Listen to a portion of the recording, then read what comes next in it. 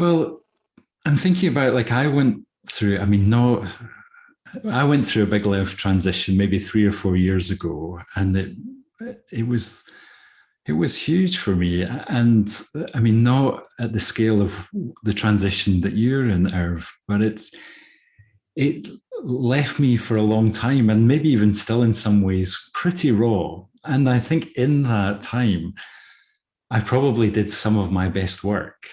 And That best work for patients or best work for yourself? great question, great question. Well, probably both, I think. And I think with my clients, I was never so on it, I think. And I wondered, like, does that resonate for you? Like, I guess you've continued to work with patients, with clients. Do you notice a difference in your work? No, I tend to be even perhaps more open with people, and try to express more generous thoughts that I have for them. But now, as I say, I've got to pack everything into a single session, and I try to give them whatever I can in that single session. I stopped doing therapy just about the time that Marilyn first got ill. Not so much that because of her, but because I noticed my memory slipping a lot at that point. And also I wanted to be on board to be able to give her my full attention when she needed it. So it's been with me now for, a year and a half when she first got ill. Yeah, yeah. That's two major losses in your life, to give up your practice and also to lose Marilyn as well. The giving up my practice has definitely been a loss, but it's been helped tremendously by my consultations. I've been doing one a day, and I put everything I can into the consultation, and maybe in very different ways. I make sure I try to give something to the people I see that will be helpful. Yeah. So I'm glad I made that decision, and lately I've been writing. Maybe every 10th consultation, I see, well, there's an interesting story there. Maybe I'll write up a teaching story for therapists. So I've been writing. My writing is my lifesaver. I think I'd be not in good shape if I weren't writing. I've always been, ever since I was young, I've always been writing something, and that's been always helpful to me. I've written a lot of books. Yeah. And a lot of them that weren't published. Okay. I could feel my head nodding for what you've published, and there's more. Yeah. But what's it like for you to be in those relationships, though, Irv? Now, like at this point in your life and all that you've gone through in the last 18 months, when you're sitting with another human, what's it like? Oh. Well, I've reached a stage of life, maybe it's not entirely new for me, but I've reached a stage of life where I feel so strongly that I want to do something for people. I want to help them. That's about the only thing that I'm feeling now. And I will do anything I can to help the people I can. Like this woman I was just telling you about. I know she's going to be a really good therapist. I know she's going to be good for the field, and she's going to be good for the dozens and dozens of people that she'll be working with. So I gave her everything I could to make her think of that she will commit herself to being a therapist. So that's my major motif right now, to do whatever good I can for people. I try to do that through my writing, through my friendship with others, and through these consultations as well. And I'll keep doing them as long as my mind will permit me to. But there'll be a time when I know I can't. And of course, I can't remember people.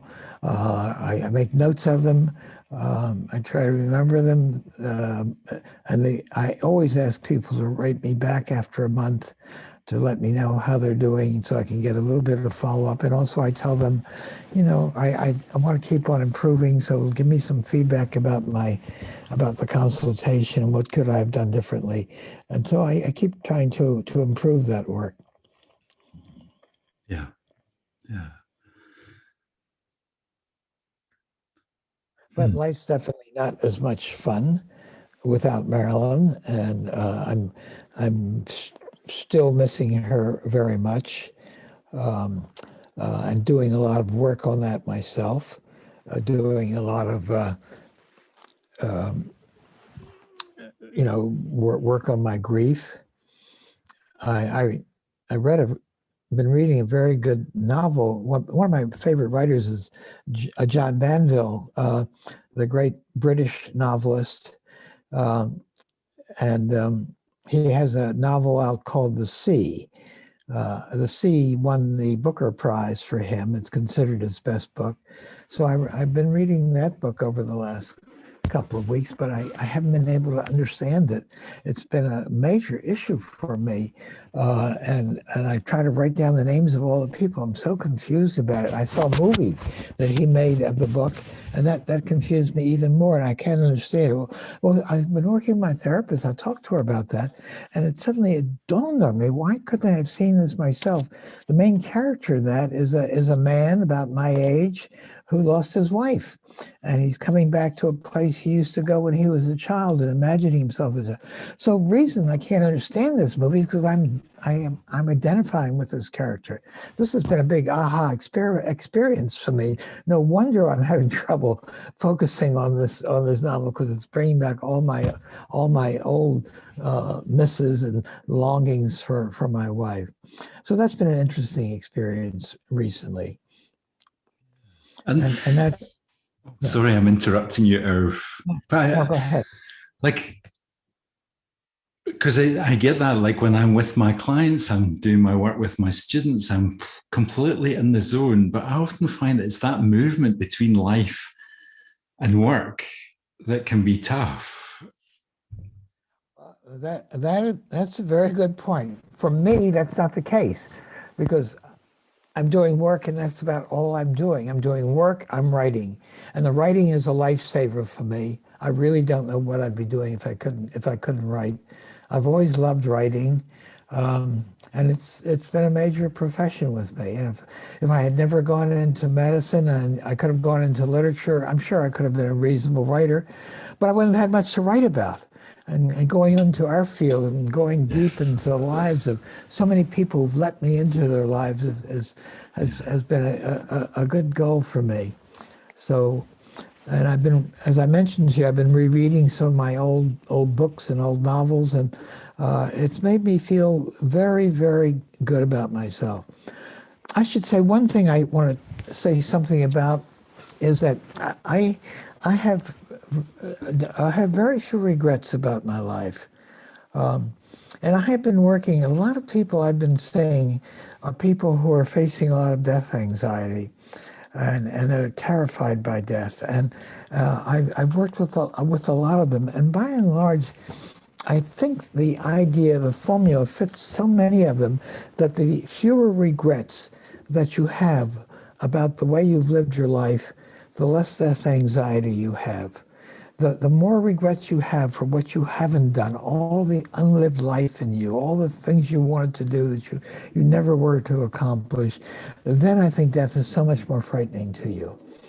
And for me, and for my wife as well, I don't have any regrets. In fact, I have very few regrets for the way I've lived. In fact, I never could have imagined coming out of the very poor background that I came from, that I could possibly have had as much success that I have, and I don't regret dying. There are times when I think of Marilyn being dead. I'm not handling that very well. I still can't visit her tomb.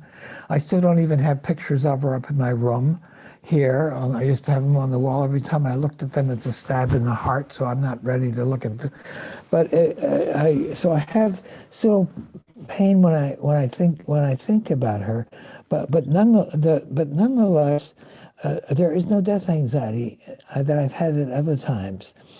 In fact, I've had a funny experience that sometimes I have the thought when I think about death, I suddenly think, oh, I'll be joining Marilyn.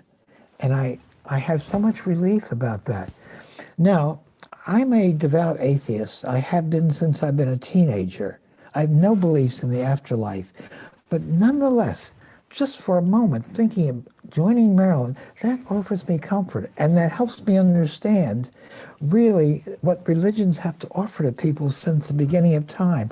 All the various religions offer some people some comfort about what will happen after death, and so that's been an interesting experience for me as well.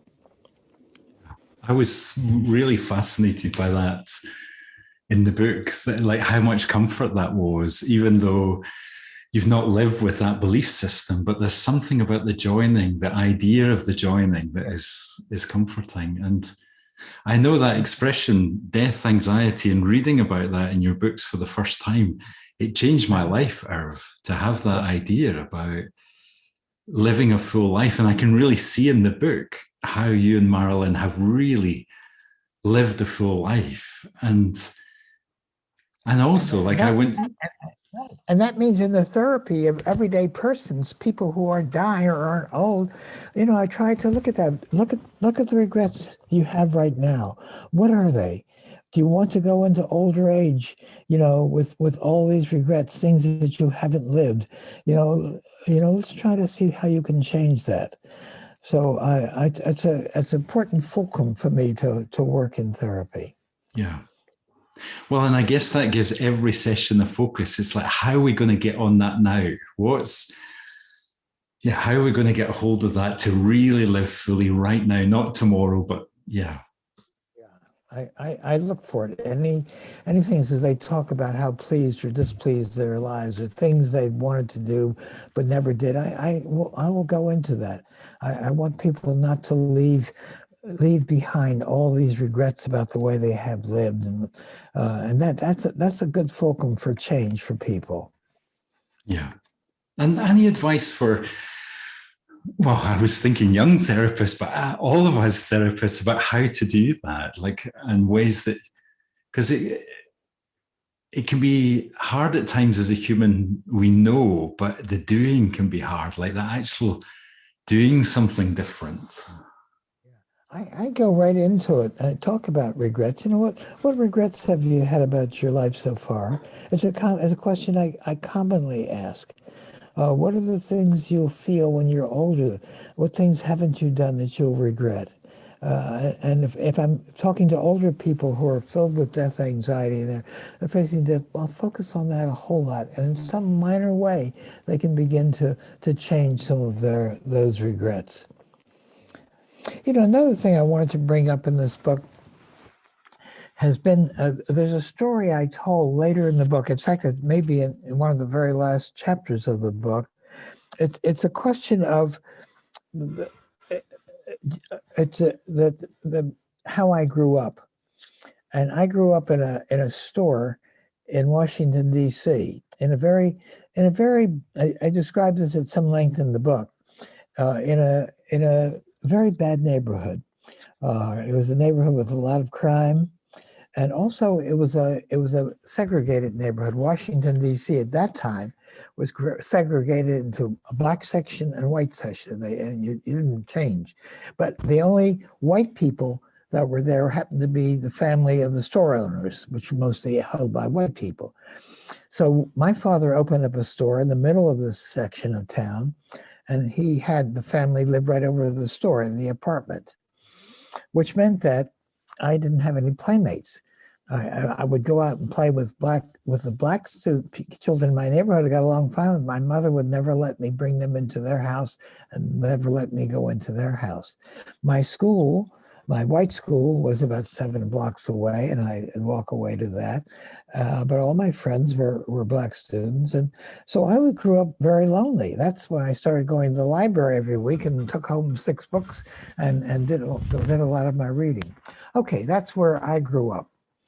Now, just by sheer chance,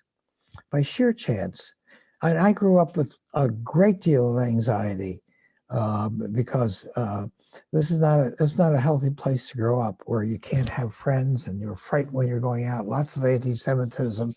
The barber always met me when I passed the shop with, good morning, Jew boy. That was always the tone that he spoke to me in. Now, my wife's father, my father came from a little village that was called a shtetl in Russia. It's a Jewish shtetl, and they came over here and opened up the store. Now, it turns out that my wife's father, by sheer chance, also opened up a store in Washington, D.C., a little grocery store there, 1 block away. My father's store was on First Street in Seton. His was on 2nd Street in Seton. They never knew one another. Marilyn never went to that store because he bought a little house for them in a nice part of town, and he commuted every day. I passed his store at least 1,000 times. I passed it on the way to school every day. I drove by it. We never knew him, never met him. It was only when I met Marilyn, and the first time I met him was at our engagement party. So that was the difference in our parents. But here's the point that I want to make, and I've told the story to almost maybe 1/3 of the patients I've seen, because it's an interesting issue for psychotherapy here. I grew up in this neighborhood full of anxiety, full of fear, and was never free of anxiety. And I've been to about 6 therapists since then. And I'm still seeing someone right now I just mentioned for a very good one. So Marilyn father bought this store in a nice part of town, so she lived in this very lovely part of town. She took dancing lessons and elocution lessons and French lessons, and was this valedictorian of her high school class and her junior high school class. And she had a very healthy, safe, early years of her life, and she never knew what anxiety was. Never knew. She was extremely skilled socially. Everybody loved her. She never saw a therapist, not once. And so sometimes I'd drag her to one, but the therapist said, well, there's nothing we can do here. There's nothing wrong. She doesn't need any help, So I tell this story to patients who've had a very difficult first 3 or 4 or 5 years of life. There's a tremendous amount of research, a lot of it coming out of the UK, from the work of Melanie Klein, the work of John Bowlby, that children suffering pain, suffering discord in their early years of life, first 2 or 3 years of life, this is pain that people don't get over. They're going to need help on several occasions during their lives. So do not stint yourself. Get yourself into therapy. And it's pretty well established that this kind of, even primate monkeys, if they're given mothers that aren't substantial, or even metal mothers, they do not grow up well. So that's a story I tell to a lot of my patients who I sense have had very difficult first few years of life, letting them know that they owe it to themselves to get some help several times during their lives. One bout of therapy is not enough. So that's the story that I tell. I hate to tell it to this group because I'm not going to be able to use it in my consultations, or they're going to say, I'll start to say this to somebody and say, oh, you've told me this before. I heard it. I was at the event and I heard it. Yes. Yeah. But there's something so normalizing about that. Like when we've had those tough experiences, like you're talking about your life, or you're saying like I guess you've needed that support through your life in the way that Marilyn didn't, even though you grew up so close together. Yeah. Right. Yeah. It's as though nature ran an experiment for us. It couldn't have been a better experiment. Yeah. My family was a nice family, but look where I lived. And she had this very, very sweet, loving mother who was quite different from my mother in that regard. And she grew up admired by everybody. Yeah. Yeah. And then that's stayed with you somehow, stayed with you both, those different experiences throughout life. Right. Yeah. Yeah. I can see we've only got a few minutes left, and I feel like we're only about not even halfway through what we could be talking. And I wondered whether you might read something from the last chapter of the book. And I don't know whether you feel like that's something you want to do. It's just such. Oh, yeah. All right. Let's see. It probably means we're going to overrun our kind of 90-minute slot about, which is, I want to check, is that okay with you, Irv? Do you mind doing a little bit longer with it? There's a chapter, let me see if I have it. Oh, yeah. Oh, here's a chapter that I think would be effective. Now I have to get some glasses to read that. And it's right at the end of the book. After she died, we wrote alternating chapters. I wrote a chapter short. After she died, of course, I wrote all the chapters. And in the last chapter, I broke our pattern and I wrote it a letter to Marilyn. And I know I'm breaking all the rules by writing a letter to Marilyn, but it was one last conversation I wanted to have with Marilyn. So here's that last chapter. I have never read this before. I hope this goes all right. I'm writing this to Marilyn. I've gone through a deep abyss of grief, but how could it have been otherwise, given that I've loved you since we were adolescents? Even now, as I think how blessed I was to have spent my life with you, I can't understand how it all happened. How was it that the smartest, most beautiful and popular girl at Roosevelt High School chose to spend her life with me, the class nerd, the star of the chess team, the most socially awkward kid in the school? You loved France and French, and yet, as you have so often noted, I have mispronounced every French word that ever came my way. You loved music and were such a beautiful, graceful dancer, whereas I am so tone deaf that my elementary school teachers asked me not to sing in the class chorus songs. And as you well know, I was a disgrace on the dance floor. You always told me that you loved me and saw great potential to me. How could I ever thank you enough? Tears poured down my cheeks as I typed these lines. If I had to read another couple lines, tears would flow down my cheeks again. As you see, I'm a long way from getting over this grief. It's not unusual. The course of grief, and I've treated patients in grief and led, as I mentioned earlier, grief groups for a long time, go through all the events, all the holidays of the year. Many people have to do it twice, the second year or two, and I'm certainly in that second year as well, and going through that grief, but gradually recovering from that. Thank you, Irv. Thank you for reading. It's just, I can see how touched you are. I know as soon as I started to read that chapter, it had such a big impact on me. It's just. Well, I want to say one other thing. I'll tell you something from my own therapy. I'm seeing a therapist. She's very helpful to me. As I say, I've seen her for about, I don't know, three or 4 months.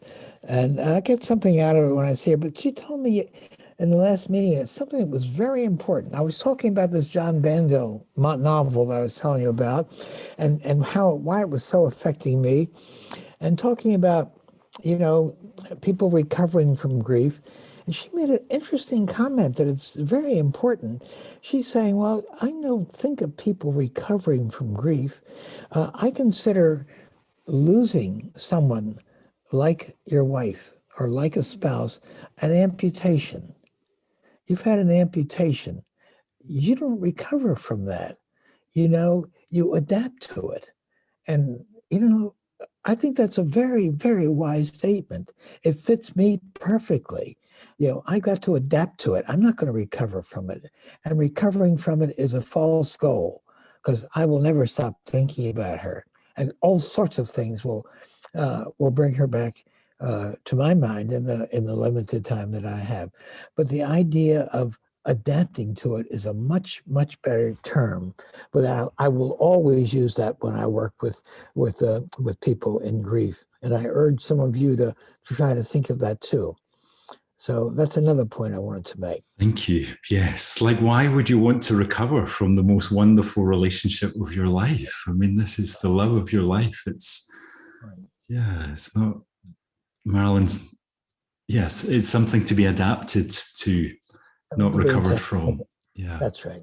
Yeah. That's so valuable, Irv. Yes.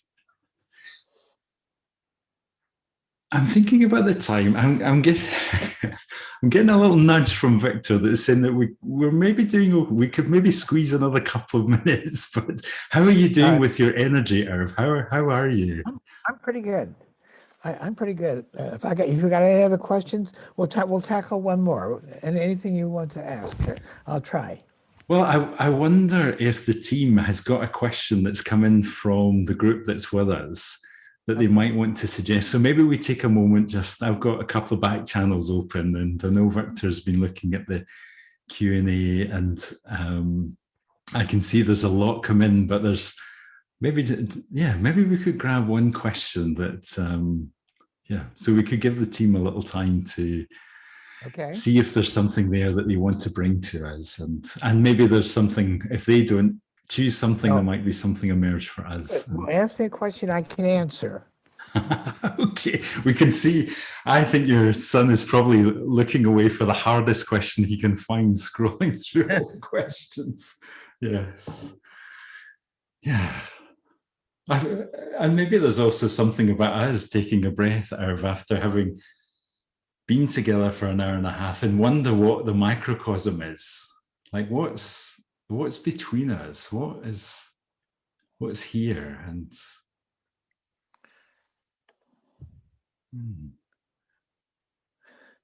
well, if there's no question on board, I'll ask myself one that's just occurring to me. Well, what do I fear at this stage of my life? And what I fear, and maybe many people will share this, since all of you who are listening are using your mind as your major tool in working with people.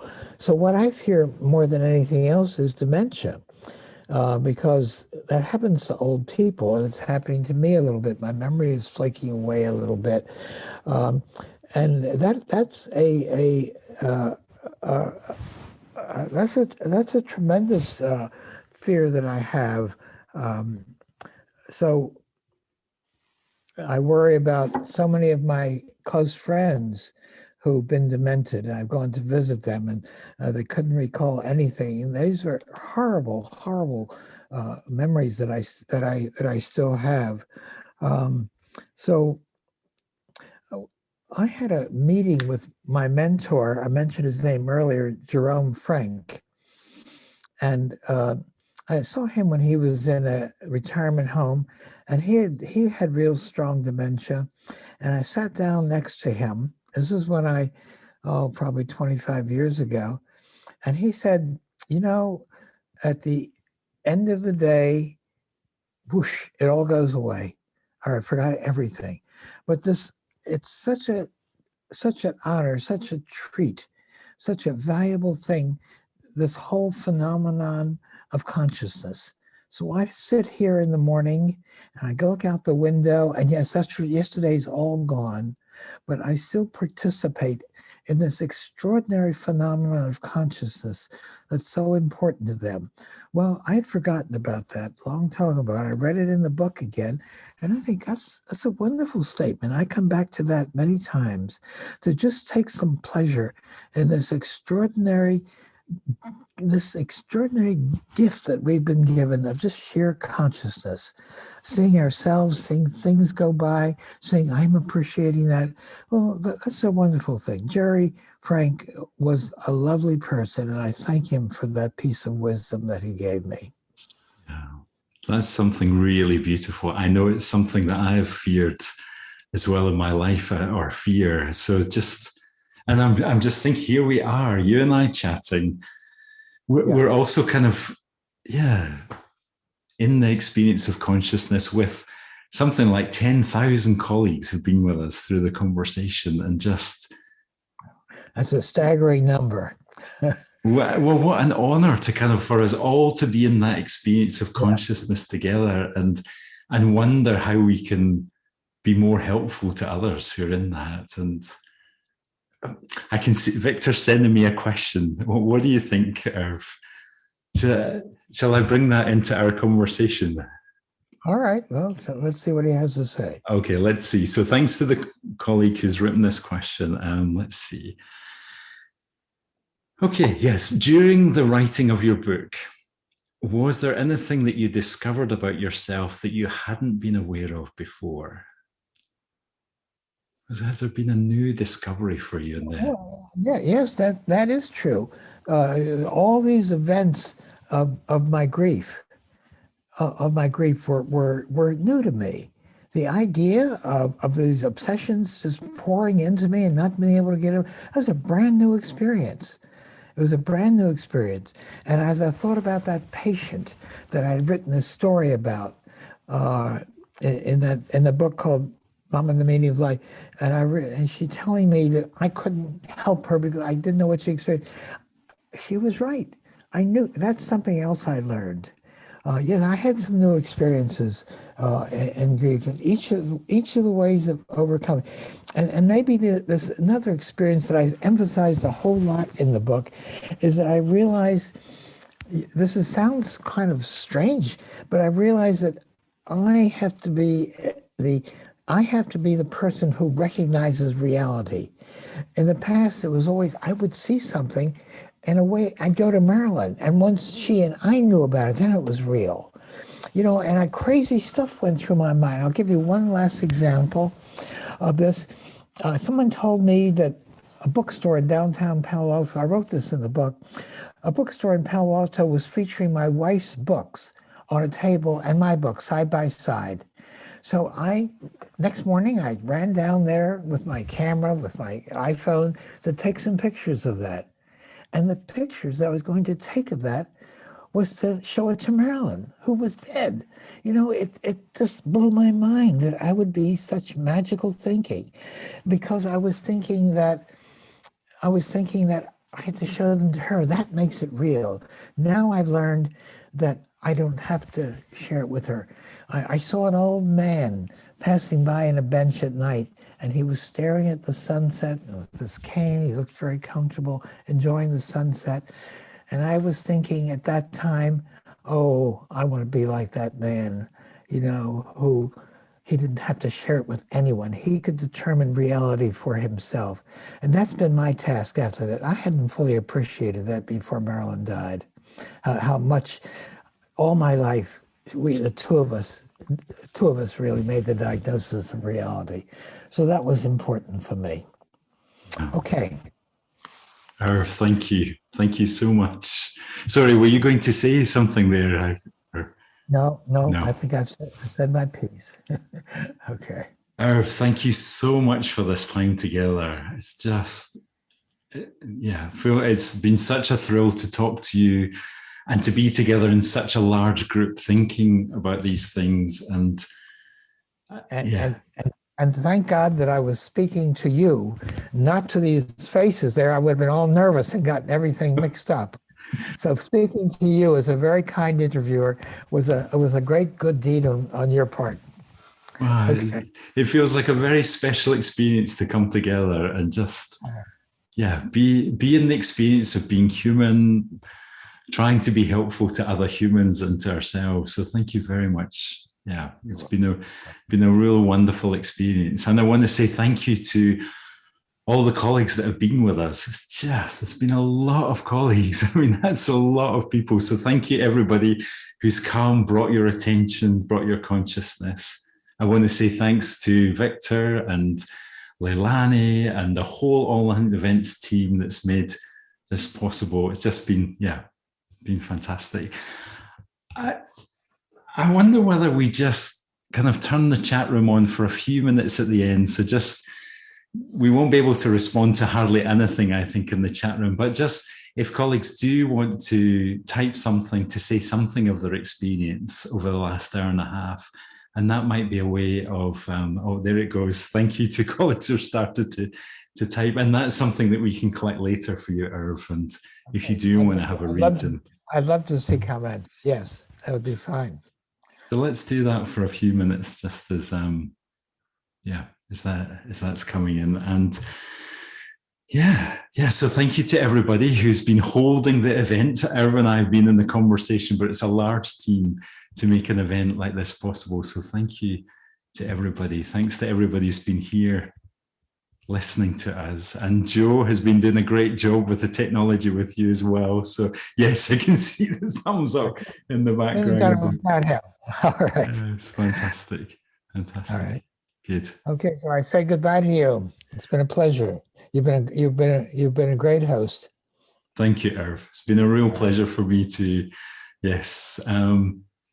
I guess it's time. I can see there's loads and loads of colleagues typing in the chat room. So we'll let that run for a few more minutes, and maybe I'll send you a link in a few minutes, and we could have a moment to debrief with Victor and just say goodbye to each other. But maybe for now we say goodbye. Thank you, Irv. Thank you, Joe. Thank you, everyone.